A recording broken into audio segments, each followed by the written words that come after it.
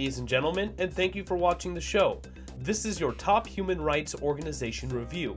I'm your host, Bryce Dolan. Now today we're going to look at a similar topic from the Human Rights Foundation. We're going to take a look again at Mr. Erdogan from Turkey. Now, since the failed military coup last July, President Erdogan has extended a state of emergency in Turkey. Now, while the country is in this state of emergency, it allows him to have all executive power and essentially do whatever he wants. Well, the Turkish constitution limits the government to a 6-month limit of the state of emergency. Now, on January 3rd, following the Istanbul nightclub massacre on New Year's Eve, on January 3rd, a third state of emergency was approved, and it's set to go into effect on January 19th. So this will be the 7th, 8th, and the 9th month that Turkey has been in this state of emergency. Now, being in this state of emergency isn't always the best thing for a country in trouble.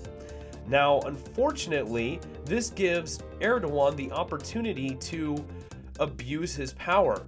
And on December 10th of this last year, December 10th, 2016, his political party, the AK Party, had presented a proposal or a reform bill that would extend Erdogan's executive powers and also extend his term limit.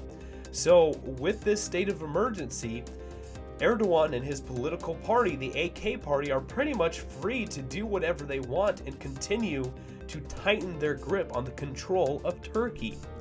Now, hopefully, putting pressure on Turkey, and with Turkey being allies with the United States, the United States could possibly put some pressure on Erdogan to end this state of emergency.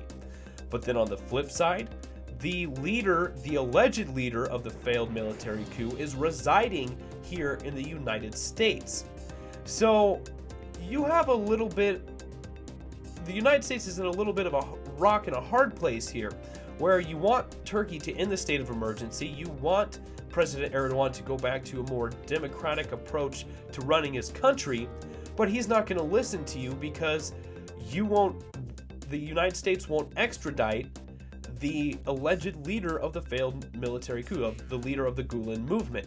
So we'll see really what happens as, unfortunately, President Erdogan extends that state of emergency and continues to crack down on civil rights societies and human rights defenders and independent journalists. So we'll keep reporting on it and keeping you updated as this information comes available, and hopefully soon Turkey will end this state of emergency and Erdogan will end his plan, I guess, to tighten his grip on the sole control of Turkey, because it's no longer a democracy. It is now a dictatorship.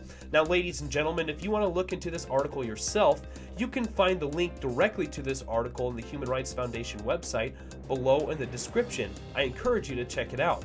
Make sure you subscribe to the YouTube channel so you can get notified every time a new video is posted.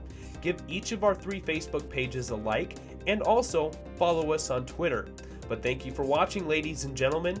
This was your top human rights organization review. I was your host, Bryce Dolan.